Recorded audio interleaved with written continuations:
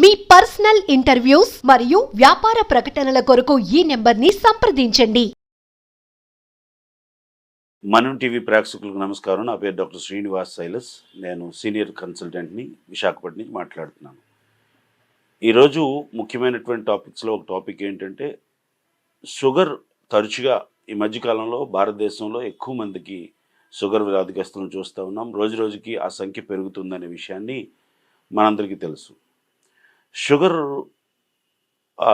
అన్ని ఏజ్ గ్రూపుల్లో రావడానికి ప్రధానమైనటువంటి కారణాలు 4 ఉన్నాయి. 1 ఆహారపు అలవాట్లు, 2 స్వయంగా చేస్తున్నటువంటి తప్పులు, లేకపోతే ఆహారం లేక వ్యాయామం లేకపోవడం, 3 తగుమాత్రపు తిండి కాకుండా మోతాదును మించి తిండి తినడం, వ్యాయామం లేకపోవడం.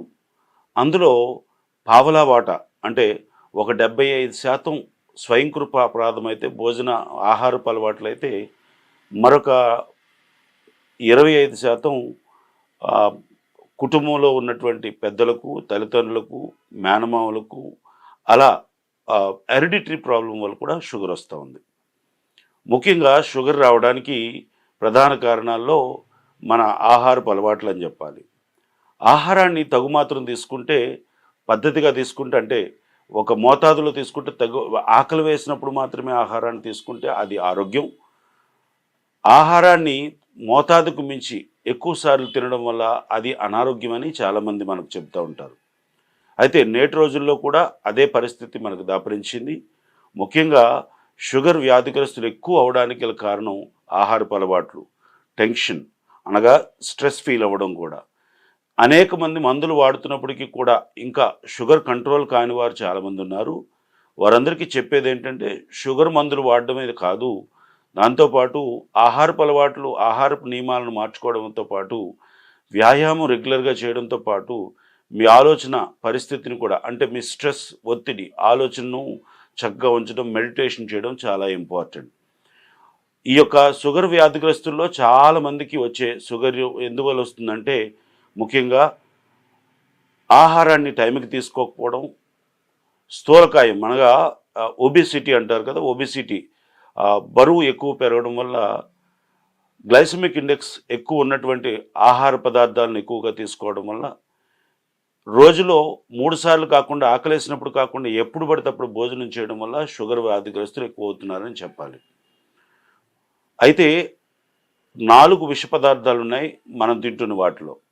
అందులో తెల్లటి ఉప్పు, తెల్లటి పంచదార, తెల్లటి అన్నం, అలాగే ఇతరత్ర కొన్ని ఇంకా తినకూడని ఉన్నాయి. ఈ సందర్భంగా తెలియచేస్తున్నది ఏమిటంటే, మనం ఉప్పుని, తెల్ల అన్నాన్ని, షుగర్ని, అలాగే పిండి పదార్థాలు, తెల్లగా ఉన్నటువంటి మైదాలు లాంటివి తినడం మనం తగ్గించగలిగితే చాలా వరకు మనం షుగర్ వ్యాధి నుంచి బయటకు రావచ్చు. షుగర్ని తగ్గించుకోవడం చాలా సులభం అండి. ఈరోజు నేను చెప్పబోతున్నది ఏంటంటే, షుగర్ వ్యాధిగ్రస్తులు చాలామంది మనోవేదనకు గురవడం, అదే పనిగా మందులు వాడాలా, జీవితాంతం మందులు వాడాలని నా ప్రాక్టీస్లో రెగ్యులర్గా అడుగుతూ ఉంటారు. షుగర్ని తగ్గించుకోవడం చాలా ఈజీ, షుగర్ని మళ్ళీ రివర్స్ చేసుకోవడం చాలా ఈజీ. సింపుల్, ఏమీ అవసరం లేదు. రోజులో మీకు ఆకలేసినప్పుడు భోజనం చేయండి, దానిలో అన్నం తక్కువగా ఉండేటట్టు చూడండి, చిరుధాన్యాలు వండుకొని తినడం, అలాగే చక్కెర ఉన్నటువంటి వస్తువులను తగ్గిస్తే ఖచ్చితంగా రోజులో 1 గంట వ్యాయామం చేయగలిగితే షుగర్ వ్యాధిగ్రస్తులందరూ కూడా రివర్స్ అవుతారు. నేను ఖచ్చితంగా చెబుతూ ఉన్నాను. ఇందులో ప్రాముఖ్యమైనటువంటి అంశం ఏంటంటే, వ్యాయామం తప్పకుండా చేయడం, నీళ్లను తగు మోతాదులో తాగడం. ఖచ్చితంగా ఒక 70 కేజీలు బరువు ఉన్నటువంటి ఒక షుగర్ వ్యాధిగ్రస్తుడు 4 లీటర్ల నీళ్ళని మనం తాగగలిగితే చాలా వరకు షుగర్ వ్యాధి నుంచి బయటకు వస్తాం. గ్లైసెమిక్ ఇండెక్స్ ఉన్నటువంటి ఏవైతే షుగర్ అనగా తీపి ఎక్కువగా ఉన్నవి, అంతేకాకుండా గ్లైసెమిక్ ఇండెక్స్, ఉదాహరణకు అన్నం, అలాగే పంచదార, అంతేకాకుండా ఈ చెరుకులు, ప్రాముఖ్యంగా ఇలాంటివి, మామిడి పళ్ళు, అరటిపండు లాంటివి మనం దూరంగా ఉంచుకోగలిగితే, ఆహారాన్ని తగు మోతాదులో తినగలిగితే ఖచ్చితంగా మనం షుగర్ వ్యాధిగ్రస్తు నుంచి బయటకు రావచ్చు. వ్యాయామం మాత్రం ప్రతి షుగర్ వ్యాధిగ్రస్తుడు తగు మాత్రం అనగా రోజుకి గంట తగ్గకుండా వ్యాయామం చేయగలిగితే మంచిది. Thank you. ఎలాంటి ఫ్రూట్స్ తీసుకుంటే బెస్ట్ అంటారు సార్ షుగర్ వ్యాధి ఉన్న వాళ్ళు? మంచి ప్రశ్న. షుగర్ వ్యాధిగ్రస్తులు ఎలాంటి పళ్ళు తినాలి అనేది చాలా మందికి ఉన్నటువంటి ప్రశ్న. ఈ పండ్లు షుగర్ వ్యాధిగ్రస్తులు తినకూడదు. ఒకటే గుర్తుంచుకోండి, హై గ్లైసిమిక్ ఇండెక్స్ కలిగినటువంటి మామిడి పండు, అరటిపండు, సీతాఫలం, సపోటా లాంటివి తప్పించి మిగతా అన్ని ఫ్రూట్స్ని ఖచ్చితంగా వారంలో ఒక్కసారి తినగలిగితే మంచిది. అది కూడా పగలు తినగలిగితే మంచిది. కాబట్టి గమనించండి, షుగర్ వ్యాధిగ్రస్తులు మేము ఫ్రూట్స్ని తినలేకపోతున్నామని బాధపడే ప్రతి ఒక్కరికి కూడా చెబుతున్నది ఒకటే, ప్రతి ఒక్కరు కూడా ఈ 4 ప్రధానమైనటువంటి ఫ్రూట్స్ని తప్పించి ప్రతి ఫ్రూట్ని తినొచ్చు. అది కూడా రెగ్యులర్గా తినకుండా ప్రతిరోజు కూడా కాకుండా వారంలో ఒక్కరోజు కవర్ అయ్యేటట్టు చూసుకోవాలి. చాలామంది యాపిల్ తినొచ్చా అని అడుగుతున్నారు. యాపిల్ వారంలో ఒకటి తినండి. చాలామంది అడుగుతూ ఉన్నారు ద్రాక్ష పళ్ళు తినవచ్చా అని. మీ నోటిని చంపుకోకుండా వ్యాయామం సరిగ్గా చేయగలిగితే ద్రాక్ష పళ్ళు కూడా వారంలో ఒకరోజు తినండి. సో చాలామంది అడుగుతున్నటువంటి మరొక ప్రశ్న ఏంటంటే డ్రాగన్ ఫ్రూట్ తినవచ్చా అని. డ్రాగన్ ఫ్రూట్ కూడా వారానికి 2 సార్లు మనం తినవచ్చు. అంతేకాకుండా అన్ని ఫ్రూట్స్ని తినవచ్చు.